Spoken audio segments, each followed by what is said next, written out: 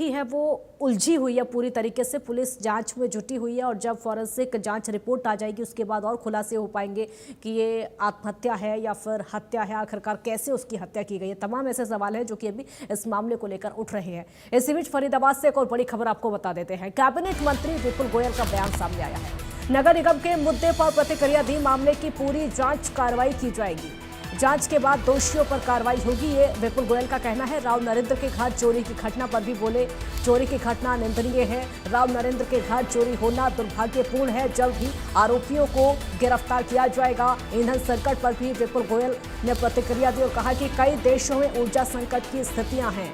PM ने जनता से सावधानी बरतने की अपील की है। इससे घबराने की जरूरत बिल्कुल नहीं है, बचत करने की जरूरत है। पूरे देशवासियों को इस समय बचत करनी चाहिए ईंधन की।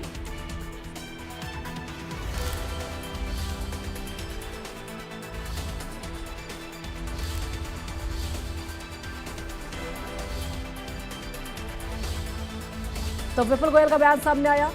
उन्होंने ईंधन को लेकर कहा है कि देशवासियों को इस समय ईंधन की बचत करनी चाहिए, क्योंकि कई देशों की परिस्थितियां लगभग एक जैसी हैं। संकट कई देशों पर मंडराया हुआ है।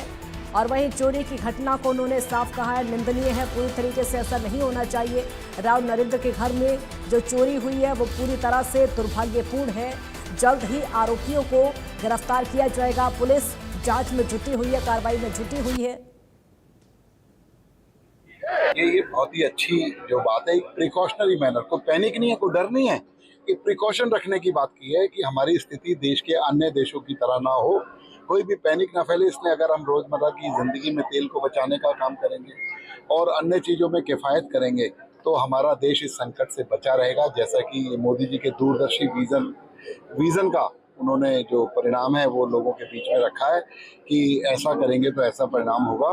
तो आज सभी लोग, चाहे मुख्यमंत्री हो चाहे हम लोग हैं, जितना ज़रूरत है उतना गाड़ियों का यूज़ कर रहे हैं। ट्रेन से, मैं तो पहले से ही ट्रेन से आता जाता हूँ चंडीगढ़, और अभी भी हमने वो नियमित रखा हुआ है कि ट्रेन से आने जाने का काम लोकल के अंदर गाड़ियाँ यूज़ करते हैं। और गाड़ियों के काफिले को भी, जो आगे पायलट लगता था या और जो दो चार गाड़ियां लगती थी, सबको कम कराकर एक गाड़ी या एक गाड़ी के साथ सिक्योरिटी की गाड़ी। देखिए, चोरी होना और ये कहना कि प्रदेश की कानून व्यवस्था पर सवाल उठ जाए, एक नियमित बात है। चोरी है, उसके जहाँ चोरी है चोर पकड़े जाएंगे।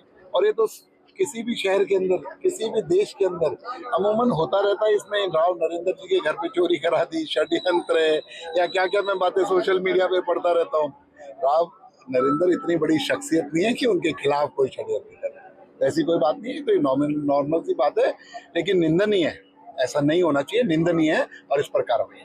पानी निकासी की व्यवस्था की बात हो, चाहे रोड का चौड़ीकरण की बात हो, चाहे पार्कों के जीर्णोद्धार की बात हो, उसके साथ साथ सी गांव का भी 18 करोड़ रुपए जो सैंक्शन होकर उसको मंजूरी मिल गई है। जल्दी सेक्टर सी गांव का भी सामूहिक विकास जो है पूरा का पूरा होने का काम हम लोग शुरुआत करेंगे।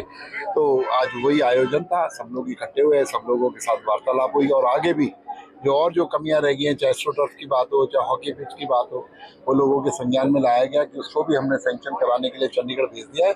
जल्दी वो सैंक्शन हो जाएगा और सी गांव के बच्चों को यहीं पर ही प्रैक्टिस के लिए हॉकी पिच मिलने का काम।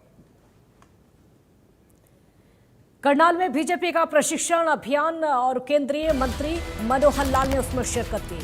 ये बड़ी खबर आपको बता रहे हैं। प्रशिक्षण शिविर पार्टी का संगठनात्मक कार्य है। उन्होंने कहा कार्यकर्ताओं को योजनाओं के बारे में जानकारी दी जाती है। मनोहर लाल ने भूपेंद्र हुड्डा पर तंज कसा और